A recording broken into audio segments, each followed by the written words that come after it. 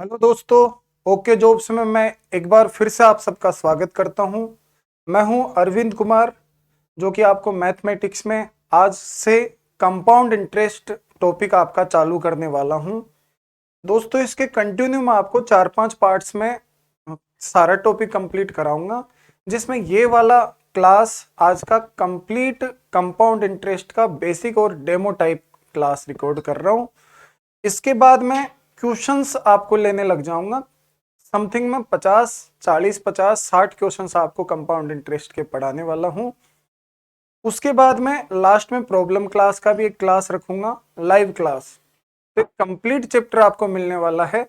आज से आपकी कंटिन्यू क्लास है और फर्स्ट चैप्टर हम ले रहे हैं कंपाउंड इंटरेस्ट। तो देखते हैं कंपाउंड इंटरेस्ट।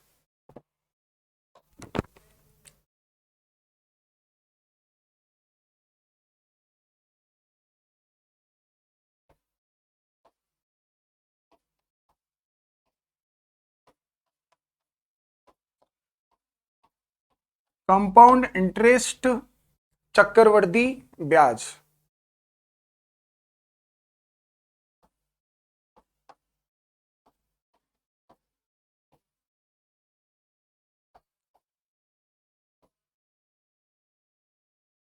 हर चक्कर के बाद में आपका पेमेंट बढ़ जाता है, इसे चक्रवृद्धि ब्याज बोलते हैं। ये समझिए चक्कर क्या चीज होती है। चक्कर होता है समय का चक्कर। जैसे 1 वर्ष के बाद में आपका ब्याज पे ब्याज लगने लग जाएगा, तो 1 वर्ष के बाद में आपका पेमेंट तो बढ़ गया ना, तभी तो ब्याज पे ब्याज लगने लगेगा।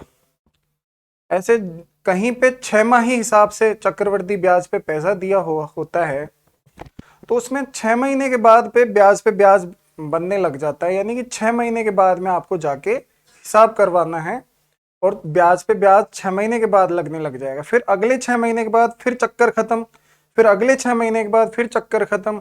हर चक्कर के साथ वृद्धि होती है। चक्रवृद्धि ब्याज, कंपाउंड इंटरेस्ट टॉपिक पढ़ेंगे आज से। मैं आपको समझाता हूं। इसमें शुरू से हम सारी चीजें पढ़ने वाले हैं, किसी को कोई टेंशन लेने की जरूरत नहीं है। मैं सारी चीजें एक एक चीज बिल्कुल विस्तार से कंप्लीट आपको समझाने वाला हूं। तो एक चीज तो होती है आपका इसमें मूलधन, प्रिंसिपल राशि, तो शॉर्ट में हम पी बोलेंगे। एक होती है आपकी मिश्र धन, टोटल अमाउंट, इसको आप शॉर्ट में ए बोलोगे। एक होती है ब्याज की दर, इसको आप आर से डिनोट करोगे। और एक होता है टाइम, आपको देता है, टाइम को आप टी से डिनोट करोगे। तो देख लीजिए, इस हिसाब से मैं कभी शॉर्ट में लिख दूं और आपको समझ में ना आए आगे, इसलिए मैं पहले ही बता दे रहा हूं कि मूलधन को हम पी से डिनोट करेंगे, मिश्र धन को ए से, रेट को हम, दर को रेट आर से, और टाइम, समय को टी से।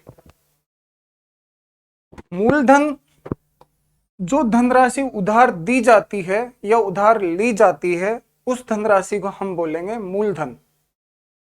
और जिस राशि में मूलधन में अगर ब्याज जोड़ दिया जाए तो वो बन जाएगा मिश्र धन। जैसे साधारण ब्याज जोड़ूंगा मूलधन में मैं, तो वो बनेगा साधारण मिश्र धन। और अगर मैं चक्रवृद्धि ब्याज जोड़ूंगा मूलधन में, तो बनेगा चक्रवृद्धि मिश्र धन। और समय, ब्याज की दर हमेशा आपको ये हमेशा वार्षिक हिसाब से दी जाती है। दर हमेशा 1 साल की दी जाती है। अब आपको जैसे 6 महीने की जरूरत है, तो 1 साल का आप दर दे रखा है, तो उसका आप आधा कर दिया करोगे तो 6 महीने की दर बन जाया करेगी। और अगर आपको 3 महीने की दर निकालनी है, त्रैमासिक निकालनी है, तो आप वार्षिक में 4 का भाग दे दोगे तो त्रैमासिक की निकल जाएगी। ऐसे ही समय को करना है। समय अगर आपका 2 वर्ष है और हिसाब 6 माही होगा, तो 2 वर्ष में 6 महीने 4 बार आएंगे, तो 4 बार हिसाब हो जाएगा। तो ये थोड़ा सा ध्यान रखना, मैं शुरू से पढ़ा रहा हूं टॉपिक कि क्या चक्कर है, क्या करना है। थोड़ा सा आपको फ्रैक्शन के बारे में समझना पड़ेगा।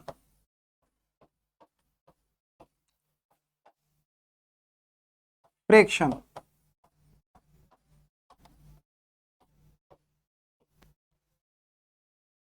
फिर ब्याज की जो दर दी जाती है आपको, उसको परसेंटेज से फ्रैक्शन में यानी कि साधारण भिन्न में कैसे कन्वर्ट करें, कैसे बदले। अगर ये बदलना आपको आ जाएगा तो आपको सवाल में ब्याज निकालने में 2 सेकंड से भी ज्यादा टाइम नहीं लगेगा। तो ये आपको शुरू से समझना पड़ेगा, अच्छे से समझना पड़ेगा। थोड़ा सा समझिए। जैसे आपको ब्याज की दर दे दी 5%, तो इसका फ्रैक्शन आप ऐसे निकालोगे, 5% का मतलब होता है 100 का भाग। परसेंटेज का मतलब होता है 100 का भाग, ध्यान रखना।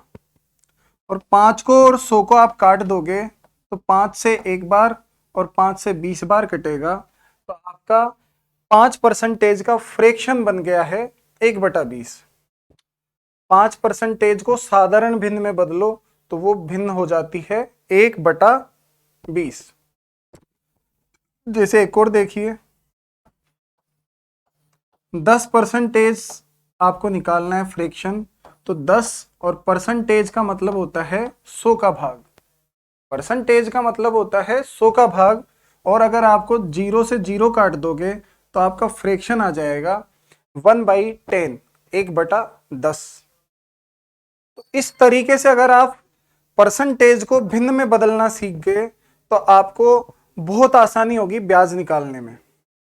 मैं आपको कुछ भिन्ने लिखवा देता हूं जिनको आप नोट कर लेना, क्योंकि वो भिन्ने ज्यादा काम आएगी। इस तरीके से आप बना तो सकते ही हो, लेकिन मैं कुछ भिन्ने हैं जो ज्यादा काम आएगी, उनको आप याद कर लेना, उनको आप रट लेना, उनसे आपकी और स्पीड इंप्रूव होगी।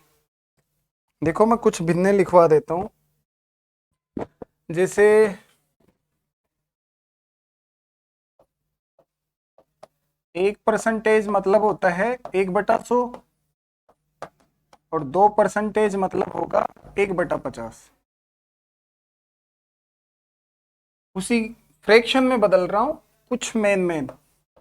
जैसे 4% आ जाए तो आप इसको कह सकते हो 1/25, और 5% का फ्रैक्शन होता है 1/20।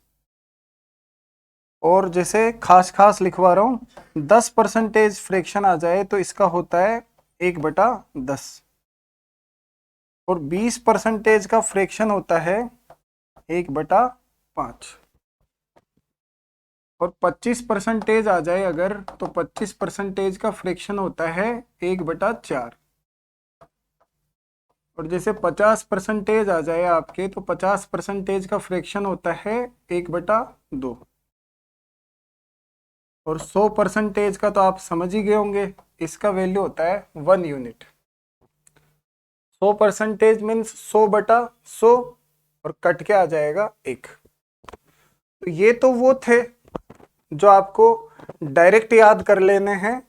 इनसे आपको बहुत फायदा पहुंचेगा जब भी मैं आपको टॉपिक पढ़ाऊंगा। ये तो आसान नंबर है, 25, 50, 100, 20, 10, 5, 4, 2, 1। लेकिन कुछ भिन्ने होती है जो डेसिमल में होती है, यानी कि मिश्रित भिन्ने। जैसे 16 से ही 2/3%, 12.5%, ऐसे भी मैं लिखवा देता हूं आपको। अगर आपसे यहाँ पे 6% का मान पूछ ले, 6% का फ्रैक्शन क्या होगा, तो आप इस 2% को 3 से गुणा कर दोगे तो ये 6% बन जाया करेगा, और इसका मान आ जाएगा 3/50। जैसे आपको 12% निकालना है तो आप ये 4% को 3 से गुणा कर दो, तो 12% का मान आ जाएगा 3/25। जैसे आपको 15% निकालना है तो 15% बनाने के लिए 5% वाले को 3 से गुणा कर दो, तो आपका फ्रैक्शन आ जाएगा 3 एकम 3/20 बराबर 15%। कुछ भी आपको बदलना हो, जैसे आपको 125% का फ्रैक्शन पता करना है, तो ये 25% को आप 5 से गुणा कर दो, 125% का फ्रैक्शन आपका बन रहा है 5/4। ऐसे इनसे भी आप काफी और फ्रैक्शन भी बना सकते हो। और वैसे मैंने आपको नॉर्मल तो सिखा ही दिया है कि फ्रैक्शन भिन्न कैसे बनाओगे परसेंटेज को। अब कुछ डिफिकल्ट परसेंटेज की फ्रैक्शन बनाना सीखते हैं। जैसे आपका आ जाए 6/1/4%। इसका फ्रैक्शन होता है 1/16। ये कैसे बनाया मैंने? 6 से 1/4, 6 चौके 24 और 1 25। 25 का 100% बनाने के लिए कितने से गुणा करना पड़ेगा? 4 से गुणा करना पड़ेगा। तो आप डायरेक्ट ही ये नीचे वाले को 4 से गुणा करके रख लो। और 100% का मान अभी मैंने पढ़ाया था 1 होता है, तो 1/16 बन जाएगा। देखो और देखो, 8 से ही 1/3% को अगर भिन्न में बदलना है तो 8 या 24 और 1 25 को कितने से गुणा करूं कि 100 बन जाए? 4 से। तो 4 से गुणा कर दो नीचे वाले को, और ऊपर तो 100 का मान 1 हो ही गया। ऐसे ही आप और सीखिए। 9 से ही 1/11%। 11 9 99 एक 100 हो गया। 100 का मान तो 1 होता ही है, और बटे पे 11 के 11 आ जाएंगे। जैसे आपको करना है 11 से ही 1/9% को फ्रैक्शन में बदलना है, तो 11 9 99 एक 100, यानी कि 100 का मान 1 और 9 का वैल्यू 9। जैसे आपको 12.5% का फ्रैक्शन निकालना है, तो 12 दूनी 24 और 1 25। 25 को कितने से गुणा करेगी 100 बन जाएगा? तो 25 को 4 से गुणा करने पे 100 बन जाएगा। तो आप 4 गुणा कर दीजिए इसका 8, और 100% का वैल्यू हो जाएगा 1। 1/8 होता है 12.5% का फ्रैक्शन। बेसिक से भी मैं आपको सिखा चुका, ये बेसिक से तो आप कर ही दोगे। ये मैं थोड़ा सा शॉर्ट तरीका बता रहा हूं कि जल्दी से आप 1/8 कैसे याद रखोगे। ऐसे याद रखोगे, देख लो एक बार। 12 दूनी 24 और 1 25, एक जोड़ते हैं, इनको गुणा करते हैं, ये जोड़ते हैं। 12 दूनी 24 और 1 25। 25 को कितने से गुणा करूं कि 100 बन जाए? तो आप कहोगे 4 से। तो 4 से किसको गुणा करना? ये नीचे वाले को भी 4 गुणा कर देना, और वो 25 को 4 से गुणा किया था, वो 100 बन गया। 100 का मान होता है 100% का मान 1 होता है। अभी मैंने इससे पहले लिखवाया था। तो ऐसे बनाना है। जैसे और बनाते हैं, 16 से ही 2/3% है जैसे, तो इसका फ्रैक्शन होता है 1/6। याद रखना है, और याद नहीं रहे, भूल जाए स्टार्टिंग में आप, तो आप इस तरीके से बना सकते हैं। 16 तिया 48 और 2 कितने होते हैं? 50 होते हैं। और 50 को कितने से गुणा करे कि ये 100 बन जाए? तो आप कहोगे सर 50 को 2 से गुणा करने पे 100 बन जाएगा। तो बस आपको क्या करना है, इस 3 को 2 से गुणा करना है, और वो 100 का वैल्यू 1 होता ही है। तो आपका फ्रैक्शन बनेगा 1/6। ये शॉर्ट तरीका है। जैसे और देख लेते हैं, 33 सही 1/3% है। तो 33 तिया 99 और 1 100। अगर ये पूरा ऑलरेडी पहले से ही 100 हो गया, आपको किसी से गुणा करने की जरूरत नहीं है, तो बताओ इसमें तो 3 का 3 ही आएगा ना, और ऊपर 1 आ जाएगा। और जिसमें ये 50 रह जाए उसमें 2 से गुणा करना है, जिसमें 25 हो जाए तो 4 से गुणा करना है, जिसमें 20 रह जाए तो 5 से गुणा करना है। 100 बनाना है आपको। एक और देखो, जैसे आपका आ जाए भिन्न 14%। 14 से ही 2/7%। तो आप इसको कैसे करोगे? 14 98 और 2 कितने हो रहे हैं? 100। ये पहले से ही कंप्लीट 100 बन गया। तो जिसमें 100 बन जाए उसमें किसी से भी गुणा करने की जरूरत नहीं है, 7 वैसे के वैसे आएगा। और 100 बन रहा है तो इसका वैल्यू 1 हो जाएगा। तो 1/7 हो जाएगा आपका फ्रैक्शन। इस तरीके से ये मोस्ट है, ये ज्यादातर काम आते रहेंगे आपके। तो इनको आप नोट कर लेना, एक बार अपनी रफ में लिख लेना, या फिर स्क्रीनशॉट ले लेना अपने मोबाइल से। अगर आपको ये भिन्न में बदलना आ गया है परसेंटेज की दर को, तो अब मैं कुछ क्वेश्चंस, कुछ इनका उपयोग कैसे करेंगे, ये सब चीजें मैं आपको आज की ही क्लास में समझा देता हूं, ताकि कल से अगर मैं आपको क्वेश्चन पढ़ाने लगूं चक्रवर्ती ब्याज के, तो उनको समझने में आपको ज्यादा दिक्कत नहीं आए। अब देखिए एक सवाल लेता हूं मैं और थोड़ा सा शुरू से समझाने की कोशिश करता हूं कि क्या करना है चक्रवृद्धि ब्याज में, कैसे इन भिन्नों का यूज करना है। देखो समझना,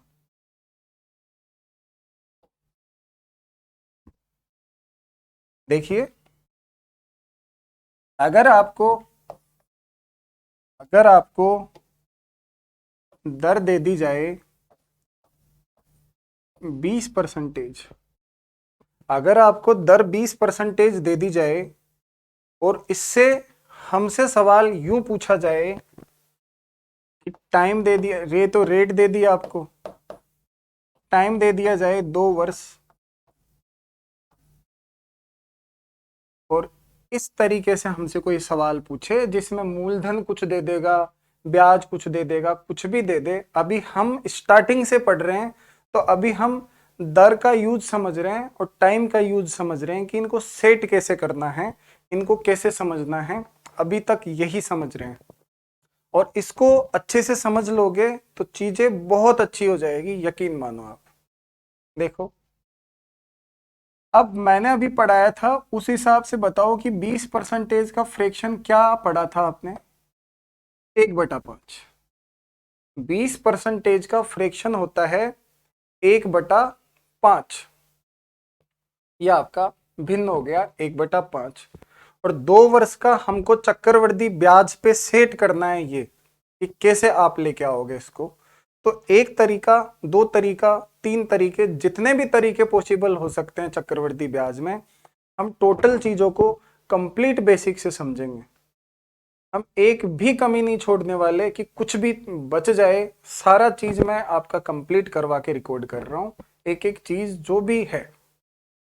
देखो एक तरीका तो ये है, मूलधन और मिश्र धन का रेशो क्या होगा इस क्वेश्चन में, ये निकालना मैं आपको सिखाता हूं। मूलधन और मिश्र धन का रेशो कैसे सेट करते हैं, अनुपात कैसे सेट करते हैं। 20% की दर से 2 वर्ष में मूलधन और मिश्र धन का अनुपात क्या हो जाएगा, ये समझते हैं थोड़ा सा। तो देखो ये ऐसे करेंगे कि 1/5 का मतलब होता है कि 5 रुपए पे आपका 1 रुपया ब्याज लगेगा 1 वर्ष में। तो इसको यूं सेट करना, 5 अगर आपका मूलधन होगा तो 1 आपका ब्याज लग के ये 6 आपका मिश्रधन बन जाएगा 1 साल। और अगर क्वेश्चन 2 साल का है तो आप 2 बार गुणा कर दो इनको, 5 × 5 और इधर 6 × 6, तो आपका बन गया मूलधन 25 और मिश्रधन 36। यह आपका अनुपात आ गया, मूलधन तो 25 होगा और मिश्रधन 36 होगा। और ये देखिए चक्रवृद्धि ब्याज आपका होगा 25 पे 11 ही तो ब्याज का लगा है, तो 25 पे ये जो 11 बढ़ रहा है, ये 11 आपका चक्रवृद्धि ब्याज है। ध्यान रखना ये साधारण ब्याज नहीं है, ये चक्रवृद्धि ब्याज है। 11 रुपए, 25 रुपए पे 36 रुपए बन गया मिश्रधन, तो 11 रुपया का ही का है, चक्रवृद्धि ब्याज का है। ऐसे भी आप सेट कर सकते हो, यह आपका चक्रवृद्धि ब्याज का है।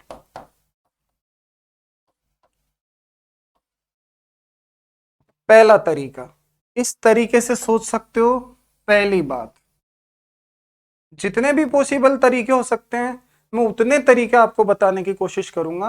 आप पूरा शुरू से इस वीडियो को लास्ट तक देखना, फिर कल से हम क्वेश्चन सोल्व करेंगे। जो भी बेसिक बचेगा क्वेश्चन के साथ भी मैं आपको पढ़ाऊंगा। इस तरीके से हम पढ़ते चलेंगे, लेकिन मैं ये मान के पढ़ा रहा हूं आपको कि किसी भी स्टूडेंट को कुछ भी नहीं आता है तो शुरुआत कैसे करे इस टॉपिक को समझने की, ऐसे मैं इस टॉपिक को समझा रहा हूं। अब देखो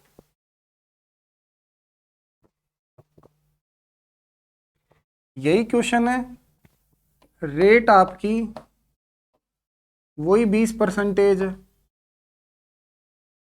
और टाइम आपका वही 2 वर्ष है। तो और किस तरीके से इन चीजों को सोचा जा सकता है ये समझते हैं। जैसे अभी मैंने पढ़ाया था पिछले स्क्रीनशॉट पे, उसमें मैंने पढ़ाया था कि मूलधन और मिश्रधन और चक्रवृद्धि ब्याज 3 पॉइंट आप सोच सकते हो, 3 पॉइंट आप देख सकते हो उसमें, लेकिन ध्यान रखना उसमें आप साधारण ब्याज नहीं देख पा रहे। और एक और प्रॉब्लम है उसमें पहले वर्ष का और दूसरे वर्ष का अलग अलग चक्रवृद्धि ब्याज नहीं दिख रहा, एक साथ चक्रवृद्धि ब्याज आया है 11 जो आया है। और जो अब तरीका हम सोचने वाले हैं इसमें और अलग अलग और ज्यादा डिटेल से आंसर आने वाला है। तो अब जो तरीका है इसको भी आप ठीक से समझना। देखो, अब हम मूलधन मानना सीखेंगे कि मूलधन क्या माना जाए, और पहले साल का अलग और दूसरे साल का अलग से ब्याज हम निकालना सीखेंगे। कैसे निकलता है सबको टुकड़ों में मैं आपको समझाता हूं। देखो, 20% का फ्रैक्शन आप निकालोगे तो भाइयों इसका फ्रैक्शन निकलेगा 1/5। अब ये दिमाग लगाइए कि 1/5 पांचवा हिस्सा आपको पहले साल भी निकालना है, पहले बार भी निकालना है, फिर दूसरे वर्ष के लिए दोबारा भी आपको 5 का भाग देना है। पांचवा हिस्सा 5 का भाग 1/5, तो 5 का भाग आपको 2 बार देना है, मूलधन में देना है, फिर जो ब्याज आ जाएगा उसका भी ब्याज आएगा तो उसमें भी 5 का भाग देना है। यही तो होता है चक्रवृद्धि ब्याज।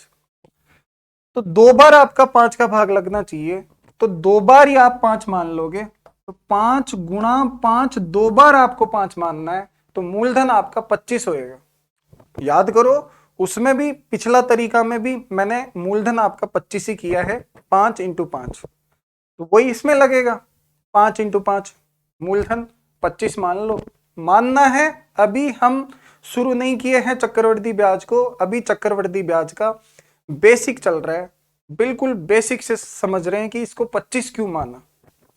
भाई फिर से समझ लो सारे बच्चे, इसको 25 मूलधन इसलिए माना है कि जो आपका 20% का फ्रैक्शन आ रहा है वो आ रहा है 1/5। तो इस बटे पे जो 5 है, 2 वर्ष के क्वेश्चंस में ये 5 का भाग आप एक बार दोगे फिर दोबारा भी दोगे, तो 5 गुणा 5 25 आप मूलधन मानोगे, तभी तो 25 में 5 का भाग कंटिन्यू 2 बार जाएगा, इसलिए आपका 25 मान लीजिए, ताकि क्वेश्चंस आपका पॉइंट में न जाए, और पॉइंट में चला जाएगा क्वेश्चंस तो वो फिर ज्यादा टाइम खराब करेगा। इस वजह से मैं आपको ये मानना सिखा रहा हूं। अब देखो, 1/5 हिस्सा कितना होता है 25 का, 25 का 1/5 निकालो, तो 25 का 1/5 अगर किसी भाई से नहीं निकालना आता तो ऐसे निकाल लो, 25 का 1/5, तो 5 से 25 कट गया 5 बार, तो 5 आपका ब्याज आ रहा है पहले साल का। 25 यूनिट मैंने मूलधन माना, उसका ब्याज आ रहा है पहले वर्ष का 5 रुपया। अब दूसरे वर्ष आप 25 का और 5 का दोनों का ही ब्याज लोगे। देखो, चक्रवृद्धि ब्याज किसे कहते हैं कि वह ब्याज जो ब्याज से भी ब्याज लेता है, मूल से भी ब्याज लेता है। तो समझो, मूल से ब्याज लिया 5 आया, लेकिन अगली साल से इस मूल का तो ब्याज आएगा ही, ये 5 का भी ब्याज लगेगा।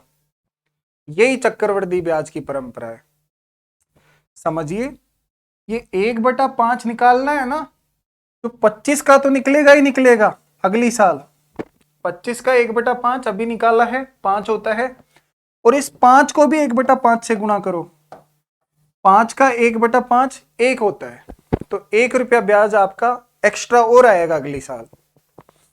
तब देखिए, 2 वर्ष का चक्रवृद्धि ब्याज पिछले तरीके से भी आपका 11 आया था, और इस तरीके से भी आपका 11 ही आ रहा है। मूलधन आपका 25 आ रहा है, और मिश्रधन टोटल मिलाकर आपका 36 आ रहा है, 36।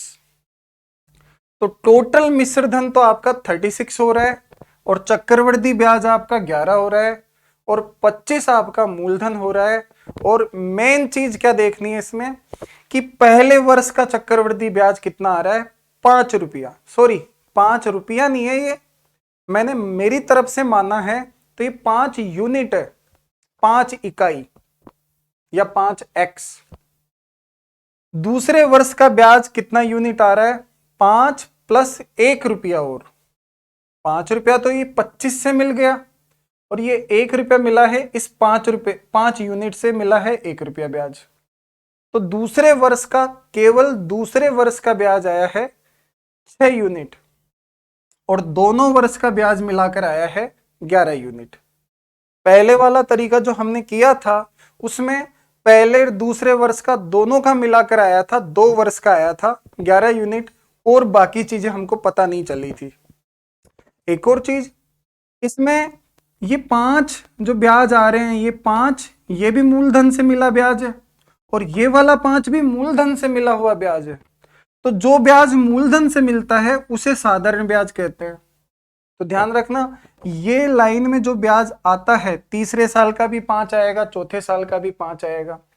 इस लाइन में जो ब्याज आता है वो साधारण ब्याज होता है। तो इसमें आपको साधारण ब्याज भी पता चल गया कि कितना है, 5 पहले साल का, 5 ही दूसरे साल का, तो 10 आपका साधारण ब्याज है। 10 आपका साधारण ब्याज है और 11 आपका चक्रवृद्धि ब्याज है, और चक्रवृद्धि ब्याज आपका 11 है, साधारण ब्याज आपका 10 है। तो साधारण ब्याज और चक्रवृद्धि ब्याज का अंतर आपका हो रहा है 1। ये जो एक साइड में लिखा हुआ है ये CI और SI का क्या है, डिफरेंस है। CI और SI दोनों का डिफरेंस है आपका ये 1, और ये है आपका साधारण ब्याज, और ये टोटल है आपका चक्रवृद्धि ब्याज, ये है आपका मूलधन, और ये पूरा मिलाकर है आपका मिश्र धन। ये हो गया चैप्टर। बस इसको थोड़ा सा बारीकी से समझना है, इसलिए तो मैं आपकी क्लास थोड़ी सी लंबी ले रहा हूं और डिटेल से ले रहा हूं। मैं चाह रहा हूं कि किसी भी बच्चे को किसी भी तरीके का कोई मेथड रटने की जरूरत ना पड़े, पूरा कंप्लीट बच्चा इस वीडियो को देख ले और अगली वीडियो से क्वेश्चन सोल्व होने लग जाएंगे आपसे, ये मेरी गारंटी है। कंप्लीट क्वेश्चंस आपसे होने लग जाएंगे चक्रवृद्धि ब्याज में, एक भी क्वेश्चंस में आपकी प्रॉब्लम नहीं रहेगी, ये पक्का है। तो देखिए, मैं और चीजों को समझाने की कोशिश करता हूं। देखो समझो, मैं ये कहना चाह रहा हूं भाई, जैसे आप एक और दर ले लीजिए, जैसे आपने दर ले ली 10%, और टाइम आपने ले लिया 3 वर्ष, और अभी तक हम रुपए नहीं ले रहे, ना मूलधन ले रहे, ना मिश्र धन ले रहे, कुछ नहीं ले रहे, अभी दर और टाइम का कनेक्शन समझ रहे हैं। चक्रवृद्धि ब्याज में यही 2 चीज मोस्ट है, और इन्हीं की वजह से ये टॉपिक पढ़ा जाता है। चक्रवृद्धि ब्याज में रेट और टाइम 2 चीज के अकॉर्डिंग ही पैसा बढ़ता है। तो बढ़ता किस हिसाब से है ये मैं आपको दिखाना चाह रहा हूं। देखो, पहला तरीका मैंने क्या समझाने की कोशिश करी थी कि मिश्र मूलधन, पहला तरीका मैंने ये समझाया था आपको कि मूलधन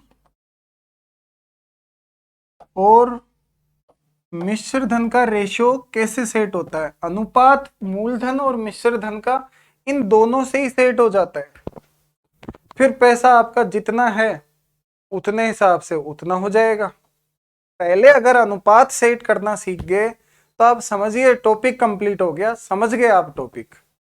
देखो समझिए, वापस मैं दोबारा से बता रहा हूं, वही तरीका पहले 2 वर्ष पे समझाया था, अब मैं आपको 3 वर्ष पे समझाता हूं। देखो 10% का फ्रैक्शन अभी हमने पढ़ा था, 10% का फ्रैक्शन होता है 1/10, पढ़ा था। 10% का फ्रैक्शन होता है 1/10। इसका मतलब होता है कि 10 अगर आप उधार लेते हो बैंक से, तो 1 साल के बाद 1 रुपया ब्याज के रूप में दे के आना पड़ेगा, 10 पे दे के आना पड़ेगा एक। तो ऐसे कितने वर्षों तक चलेगा ये, 3 वर्षों तक चलेगा, फिर उसके आगे भी 10 पे हिसाब से 1 बढ़ जाएगा, ऐसे 10 पे 1 बढ़ जाएगा। तो आप समझिए कैसे सेट होता है। जैसे मूलधन 10 है तो मिश्र धन 1 साल के बाद में एक ब्याज का आपको दे के आना पड़ेगा, तो मिश्र धन आपका बन जाएगा 11। 1 साल में 10 का 11 बन जाएगा, और 2 साल में 2 बार 10 इंटू 2 बार 11 इंटू, और अगर 3 साल का पूछ ले तो 3 बार 10 इंटू हो जाएगा इधर, और 3 बार 11 हो जाएगा उधर। ये हो गया आपका 3 वर्ष का मूलधन और मिश्र धन का अनुपात। देखो 10 इंटू 10 इंटू 10 बन जाएगा 1000, और 11 इंटू 11 इंटू 11 करोगे तो हो जाएगा 1331। ये क्यूब आपको कई बच्चों को तो याद होंगे, और जिनको याद नहीं है वो बच्चे 15-20 तक तो क्यूब कम से कम याद कर लेना। एक दिन मैं क्लास लूंगा क्यूब पे, वो स्पेशल मैं आपको 20 तक तो क्यूब याद करवा दूंगा, और कुछ क्यूब मैं आपको बनाना सिखा दूंगा, कुछ क्यूब रूट सिखा दूंगा। क्यूब पे एक दिन हम बात कर लेंगे आगे, अभी तो ये टॉपिक कंप्लीट पढ़ेंगे। तो देखो इसमें हमारा मूलधन 1000 और मिश्र धन 1331 के रेशियो में आ रहा है। तो आप ये चीज देख पा रहे होंगे कि 3 साल में आपको 1000 की जगह कितना मिलेगा, 1331। तो कितना ज्यादा मिल रहा है, 331 ज्यादा मिल रहा है। ये 331 ज्यादा क्यों मिल रहा है, क्योंकि यही आपका कौन है, यही आपका चक्रवृद्धि ब्याज है। याद रखना ये चक्रवृद्धि ब्याज नहीं है, अनुपात। चक्रवृद्धि ब्याज ही है लेकिन उनका अनुपात में है। अभी रुपया तो हमको क्वेश्चन में दे ही नहीं रखा था, तो अभी रुपए में आंसर नहीं है, ये यूनिट में आंसर आया है, और यूनिट में ही अपन को सेट करना सीखना है। इसमें हम साधारण ब्याज ज्ञात नहीं कर पाए। इसमें हम पहले साल का ब्याज कितना मिला, दूसरे साल का ब्याज कितना मिला, तीसरे साल का आपको कितना ब्याज मिला, ये भी नहीं पता चलता। इसमें केवल आपको मूलधन, मिश्रधन और चक्रवृद्धि ब्याज 3 ही चीजों के अनुपात मिलते हैं। तो मैं दूसरा तरीका फिर आपको पढ़ाया था, वो वापस आप देखिए। दूसरा तरीका मैंने क्या पढ़ाया था इसका,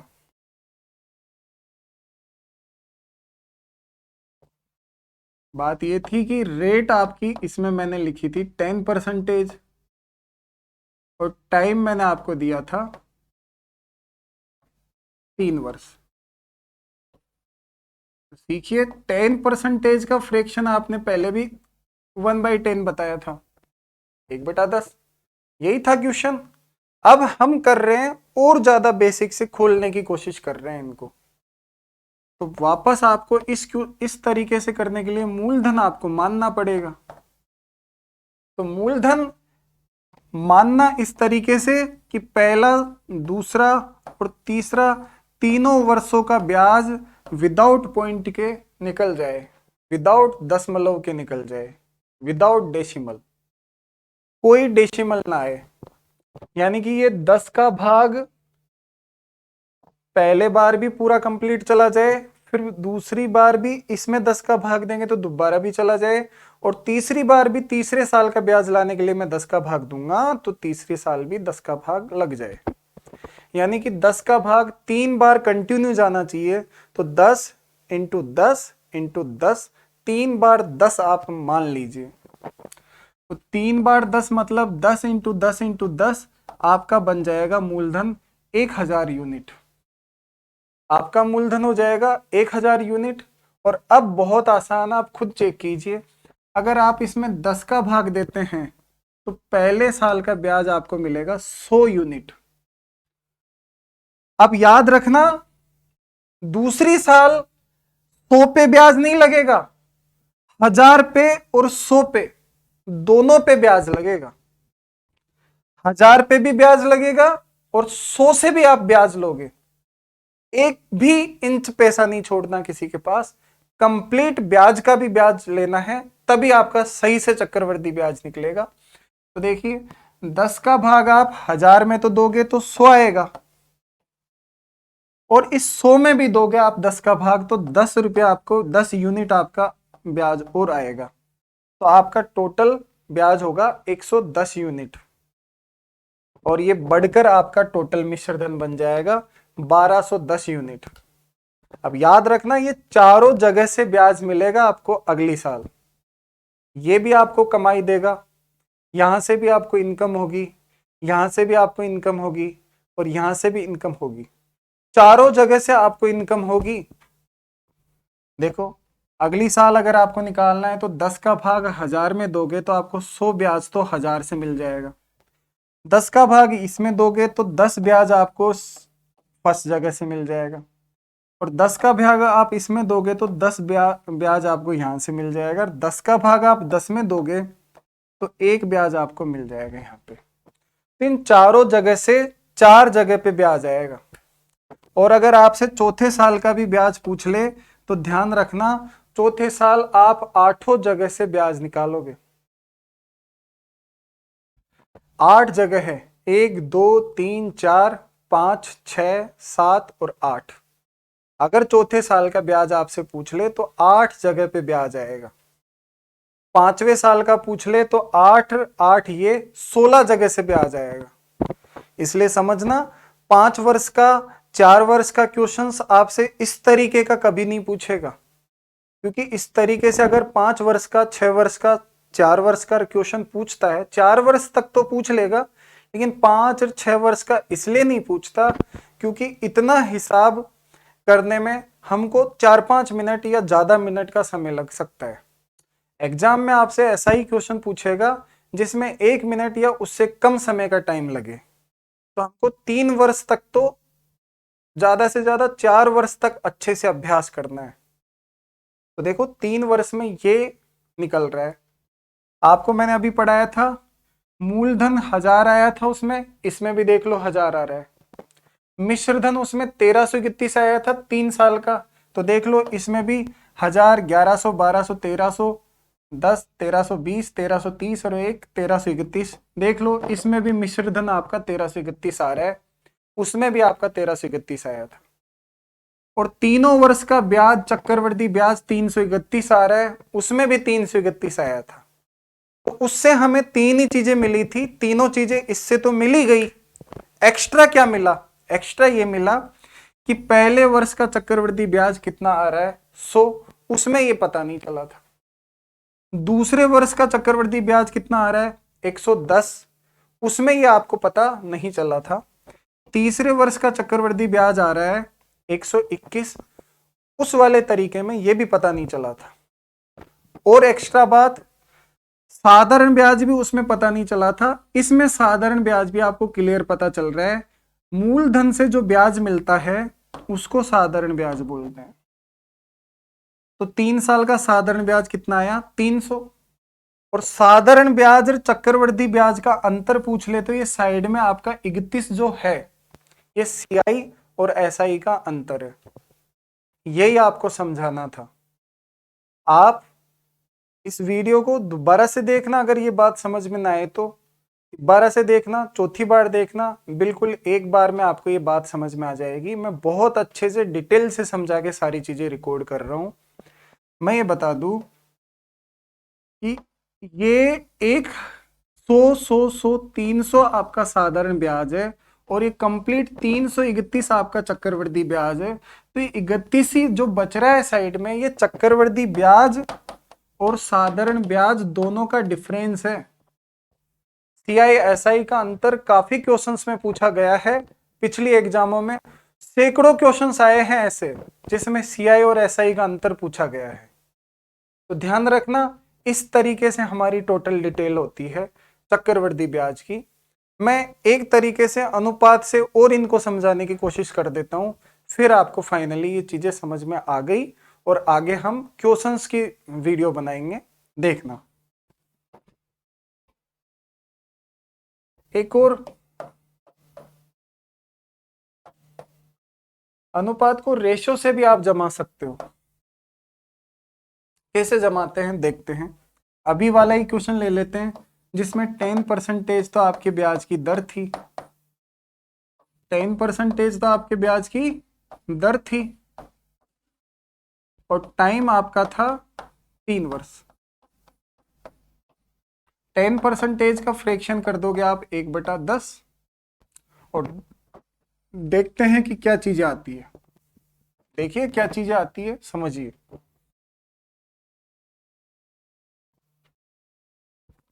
इसका मतलब है 10 रुपए पे 1 रुपया ब्याज का मिलेगा आपको 1 साल में। तो आपका क्वेश्चन 3 साल का है। 1 साल, 2 साल और 3 साल पे आप सेटअप कर लीजिए। 1 वर्ष, 2 वर्ष, 3 वर्ष। और यहाँ पे आपका होता है मूलधन। तो मूलधन आपका 10 × 10 × 10, 3 बार 10 मान लीजिए, यानी कि 1000 मान लीजिए। 1000 मान लोगे, या फिर आप ऐसे समझिए, 1000 मत मानिए, ऐसे समझिए, डायरेक्ट यूं जमा दीजिए। 10 पर आपको 1 साल में कितना ब्याज मिलेगा? 1 ब्याज मिलेगा। तो आप यूं समझिए कि आपका मूलधन अगर शुरुआत में 10 था, तो अगली साल 1 साल के बाद में आपका 11 हो जाएगा मिश्र धन। ऐसे ही अगर मूलधन आपका यहाँ पे 10 था, तो 1 साल के बाद में आपका 10 का 11 हो जाएगा। फिर वापस अगर आपका मूलधन 10 था, तो 1 साल बाद में ये 11 हो जाएगा। इस तरीके से भी आप इन चीजों को जमा सकते हो। ये चीज मैं ज्यादा डिटेल से खोल के जब आपको अनुपात तब मैं वापस ये चीजें बेसिक से समझाऊंगा। अभी तो मैं आपको डायरेक्ट शॉर्ट में ये चीज समझा देता हूं कि इसको कैसे सोल्व करते हैं। इसको सोल्व करते हैं, 11 के साइड में जगह खाली है तो वहां पे 11 11 डाल दीजिए। इस 11 के साइड में जगह खाली है तो यहाँ पे भी 11 डाल दीजिए। 10 की साइड में जगह खाली है तो 10 डाल दो। 10 के साइड में जगह खाली है तो भी 10 डाल दो। तो 10 × 10 × 10 1000 तो आपका हो रहा है मूलधन। 10 × 10 100 × 11 1100 आपका हो रहा है 1 साल का मिश्रधन। यानी कि समझिए 100 रुपया आपको पहले साल का क्या मिला है? ब्याज मिला है। वही आ रहा है, देख लो आप।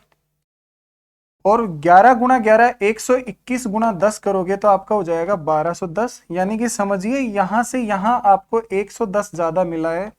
तो दूसरे साल का ब्याज आपको 110 मिला है। उसमें भी मैंने आपको पढ़ाया था, तब दूसरे वर्ष का आपको 110 मिला था। इसमें भी आपको दूसरे वर्ष का 110 मिल रहा है। देखिए 11 × 11 × 11 करोगे तो आपका होएगा 1331। तो आप देखिए 1210 से 1331, 121 और मिल रहा है। तो तीसरे वर्ष का ब्याज आपको 121 मिल रहा है। देख लो, ये अनुपात समानुपात के तरीके से भी आप चक्रवृद्धि ब्याज टॉपिक कंप्लीट निकाल सकते हो। कहीं भी टेंशन में आने की जरूरत नहीं है। इन सब तरीकों से मैं आपको आगे ये चैप्टर बहुत डिटेल से खोल के क्वेश्चंस वाइज अब पढ़ाऊंगा नेक्स्ट वीडियो में। आज के लिए हम इतना ही पढ़ेंगे। Thank you.